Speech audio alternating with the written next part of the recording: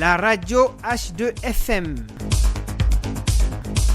La voix des communautés au cœur de l'action humanitaire. La voix des humanitaires au service des communautés. Bonjour à tous et bienvenue dans ce journal sur la radio Humanité et Développement HDFM. Les titres. Santé, lancement officiel de la 4e édition d'Octobre Rose 2025 à Bamako, une campagne nationale de dépistage et de sensibilisation contre les cancers du sein et du col de l'utérus. Éducation à Ségou, l'ONG Educo Mali et ses partenaires offrent plus de 14 000 kits scolaires pour une rentrée inclusive et réussie. Ce sont nos titres. Bienvenue à tous. La radio H2FM. Le ministre de la Santé et du Développement social a lancé le lundi 6 octobre 2025, à la place du cinquantenaire de Bamako, la 4e édition de la campagne nationale Octobre Rose. Cette initiative vise à renforcer la lutte contre les cancers du sein et du col de l'utérus. Placée sous le thème « Inclusion et engagement pour atteindre les groupes vulnérables », cette édition ambitionne de mobiliser l'ensemble des acteurs de la santé et de la société civile pour toucher davantage de femmes, notamment celles vivant dans des conditions précaires. On écoute successivement le colonel Assaba Diallo Touré, ministre de la Santé et du Développement social, et Mohamed Lamine Mohamed Beiba, représentant de l'UNFP au Mali. Cette cérémonie de lancement est d'une importance capitale pour le ministère de la Santé et du Développement social, en dédiant un mois à la lutte contre le cancer du sein, couplé au cancer du col de l'utérus. Elle contribue au renforcement de la lutte et de la sensibilisation contre les cancers du sein et du col de l'utérus, mais aussi à la promotion de la prévention par la vaccination chez les filles de 10 ans contre le papillomavirus responsable du cancer.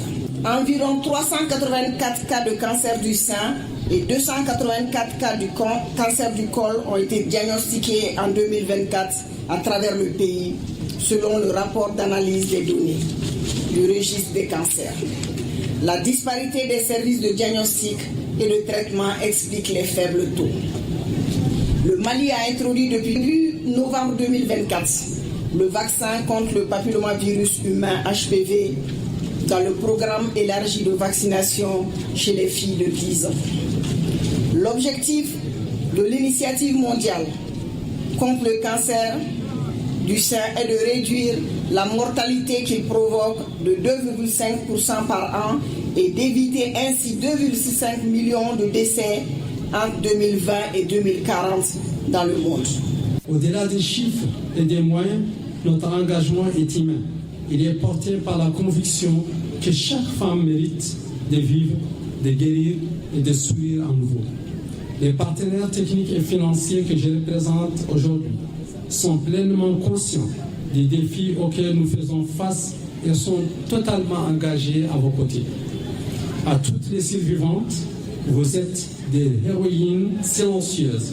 Votre courage inspire notre action et donne l'espoir à d'autres. À Ségou, l'ONG Educo et ses partenaires Child Fund, la mairie de Barcelone et la DG ECO ont procédé le vendredi 3 octobre 2025 à la remise d'un important lot de matériel scolaire au centre culturel Kouré. Au total, 14 328 kits scolaires, 25 kits pédagogiques et 300 jugements supplétifs pour les enfants sans acte de naissance. Une contribution évaluée à plus de 70 millions de francs CFA destinée à favoriser une rentrée inclusive et réussie pour plus de 14 300 élèves dans la région. Grâce au soutien de nos partenaires Child Fund, la DG ECO de l'Union européenne, la mairie de Barcelone, Barn Fonden, la radio Alpen et grâce au fonds du parrainage d'Educo, plus de 77 millions de francs CFA ont permis de doter 14 328 enfants de kits scolaires, 25 enseignants de kits pédagogiques et de donner à 300 enfants un jugement supplétif. En bref, la 76e session plénière du comité exécutif du programme du Haut Commissariat des Nations Unies pour les réfugiés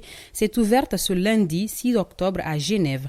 La rencontre tenue au Palais des Nations Unies réunit les représentants des États membres, des agences partenaires et des organisations internationales autour des grands défis humanitaires mondiaux.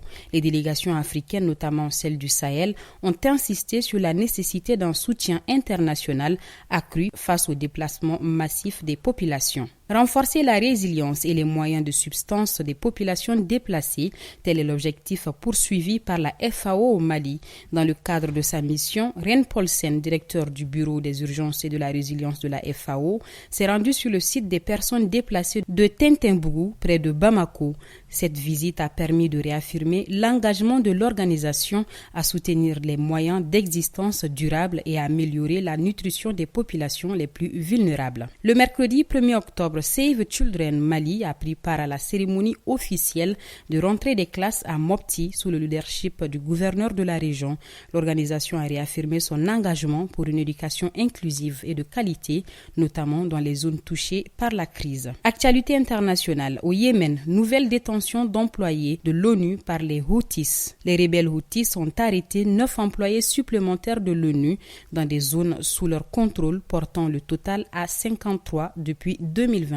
Gaza, crise néonatale dans les hôpitaux. Selon l'UNICEF, les hôpitaux à Gaza sont submergés, beaucoup étant contraints de fermer leurs services. Des nouveau-nés sont obligés de partager des masques à oxygène et les naissances prématurées se multiplient. Italie appelle à une trêve mondiale pendant les JO d'hiver 2025. Le gouvernement italien souhaite soumettre à l'ONU une proposition de cessez-le-feu global pour la durée des Jeux olympiques d'hiver de Milano Cortina 2026. C'est tout pour cette édition. Merci de votre fidélité. Vous étiez à l'écoute du journal de Radio Humanité et Développement HDFM, une présentation de Bibata Mamotouré. La mise en onde est assurée par Salim Djouara.